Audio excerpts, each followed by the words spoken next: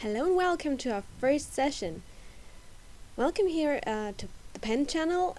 What we are going to do is we are going through a few basic drawing techniques in terms of 2D animation because at my university I used to be a tutor for basic drawing skills and 2D animation, and now I'm well into my bachelor thesis and don't have as much time anymore, but still the juniors, they have asked, and we thought, well, I can't be there, but we can do live streams. And we thought, well, why not open up these live streams for everybody? And so we're going to try out to have this YouTube channel as our means of communication and learning. I think I'm going to start right off. What we are going to do is we are not so much going to look at how to draw, but more of how to draw efficiently and how to draw character to be reproduced by anyone who can see them or who can draw at least a little bit. And for this, I always found in my non-professional way that being able to construct and deconstruct is really, really important. And so that is why I'm drawing circles at the moment, to warm my hand up. This is something I always do in the morning, usually, just draw circles over and over again. For this exercises we are going to use Photoshop, as I am most proficient in Photoshop, and so it will go quicker and better, I think. And well, we're just gonna start right off. The circle is the base of everything. I just prepared a few pictures for you where you can see animals and stuff you might want to base your drawing off. And when I first started to construct or to think about character design or designing a character or a figure for animation, I found that I really, really suck at live drawing. I just don't have the eye for it. And so I started to have a different approach, which is I deconstructed everything I saw. And what I found out is that every creature can be divided into 3 circles. I'm just gonna show you here. You have the chest and the rump. And by the size variation and position of these 3 circles, you can just design about everything. And it's really good. It's a really good place to start off, just to look at everything and find the circles. It's a bit harder in birds, but you can still, I think you get the gist. Here for human is really easy. I think you all saw that. And then after I thought about, well, I have these circles now and I can put them anywhere I want, I started connecting them.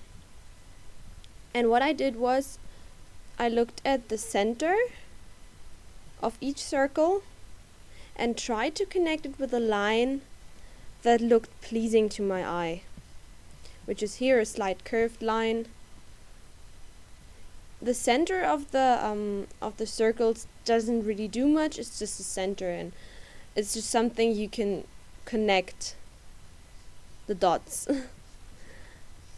Here for human, I think for human you've all done this, but I found with my recent juniors that not everybody does that with animals. They just start drawing the outline and, well, paw goes here, head goes there, beak goes there, and that's my creature. And you can draw it once, maybe even twice, but then it stops and nobody else can recreate what you've done, and they just sometimes just don't understand.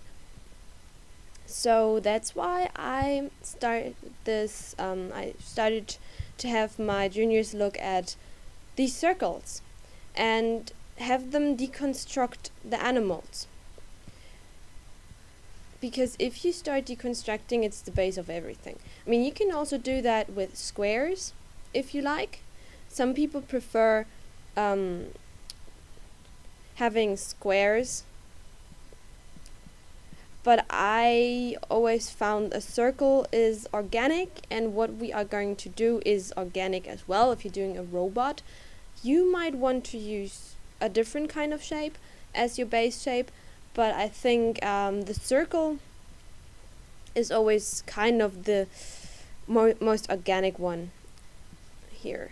As you can see, you go straighter, and it just doesn't look as good and as dynamic as you want it to be, because when you design a character from scratch, you have nothing. You have basically nothing to start from. Maybe you have a description. Maybe you have a description like, it has to be an assassin. And then you start, well, what kind of an assassin? Is it a creature? Is it a humanoid? Is it a human? Is it a dog? A horse? Whatever. And you should always start with circles. Because when you just, hypothetically, you have the head, you have the chest, and you have the tiny rump. And you have a character right there under your nose. Because if you bury that into maybe large chest, and you instantly have a character there. You have the head, and he is supposedly really huge, with a tiny, tiny waist.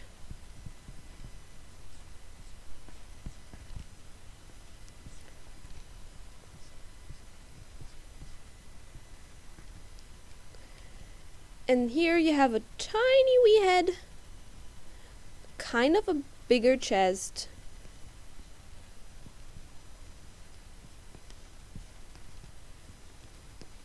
longer legs,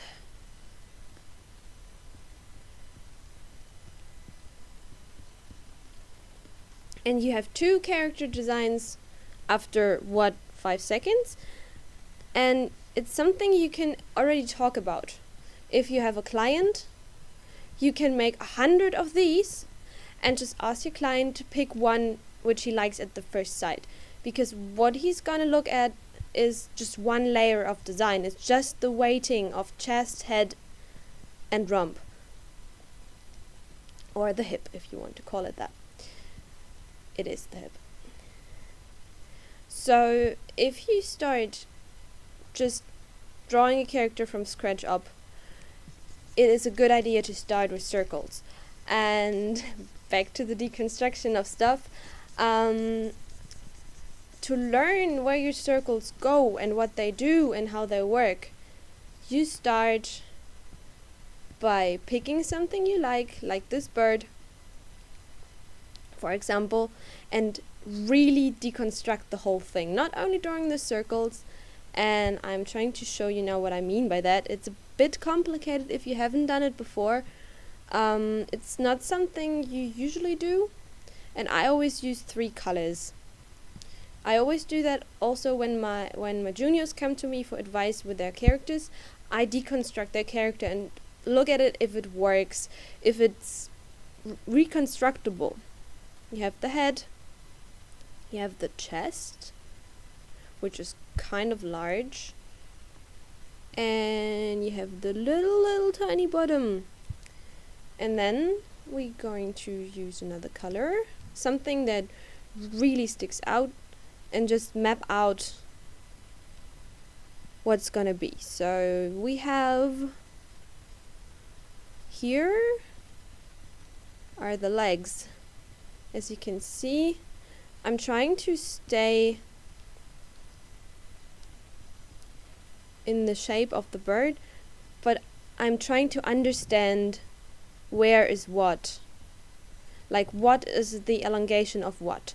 Like you can see here, you have the thigh, which is roughly half of the butt circle, and it goes into like this nut shape with the chest.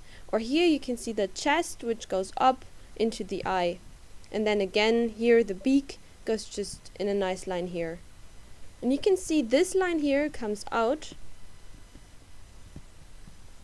where the wing is folded. And by this you learn the shape of the animal. Sometimes it's really hard if you just look at an animal and you have it whole. You have its shape, its color, its sound, its smell, its feathers, its textures. It's just too much for your brain to take in. So as I experience, I can't deal with that with all the information at once. So I try to divide up the information this animal gives me. I'm figuring out where's the head, where's the chest, what is how big, what shape does it have, like the wing here when it's folded. It's a nice shape I can remember and I can reuse. And if I just draw the bird right off the picture, I might learn to draw that particular bird in this particular picture, but I won't understand how this bird works, how this posture of the bird works. Like here you can see the leg. The leg actually is bent a bit, so here it goes like this, and you have the thigh here, and the claw and the other leg. And also the eye and stuff. It's sometimes just easier to deconstruct something to understand it. Same for humans, but I think humans are really complex because we just see so many humans every day. As for a dog, there are so many breeds of dogs, but in the main frame they all function the same. They all have kind of the same weighting in here in their chest, the rump and the head, and you adjust the shapes or the sizes of the circles and the position slightly to vary the breeds of dog. But still, the dog will roughly work. You have here, you have this shape here, which is kind of the shoulder, and then goes here from the elbow down into the paw, little nubble here, which is kind of the thumb, and then the paw. But you always see here, there's always some kind of line that connects stuff. These lines, we gonna cover them later in detail, the tangents of things, because tangents are just so important, because you can ruin your whole image and you can save your whole image if you know how to work with tangents. Like here you can see, if you put a nice line here, you come out right at the ankle, and again nipsy and paw.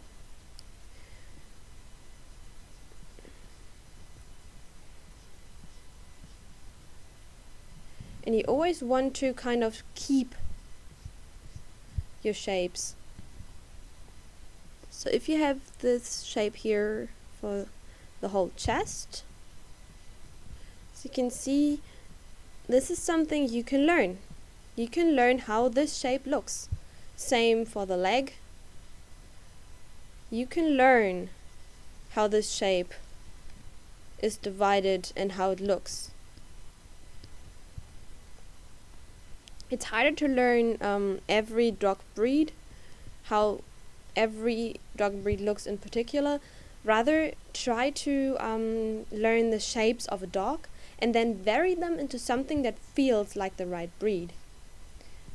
Because variation is just so ever important in character design, because what I often see is the Barbie doll principle, that someone just takes a human, dresses it up, or takes a dog, dresses it up, and baff, that's a character.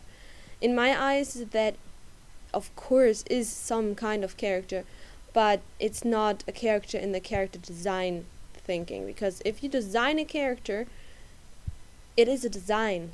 It means it is something totally new. It is a design. It doesn't actually function as it is just a dog with a cape, but it's a particular dog which has a particular character which is expressed in its visuals. I will cover that later. It sounds mighty confusing at the moment, but what is most important now is that what you can do with circles, because with circles you can about do everything. I think that should be it for today. I would love to see you try out deconstructing some animals, and then based off what you have learned about their shapes, to create an animal which is of the same species but is not that animal from the picture. We're gonna leave out humans for a while. In the next lesson we are going to talk about shapes again and tangents. So I hope this helped you a bit, and I really hope I get better at this, because it's really strange talking to myself all the time. So see you next time.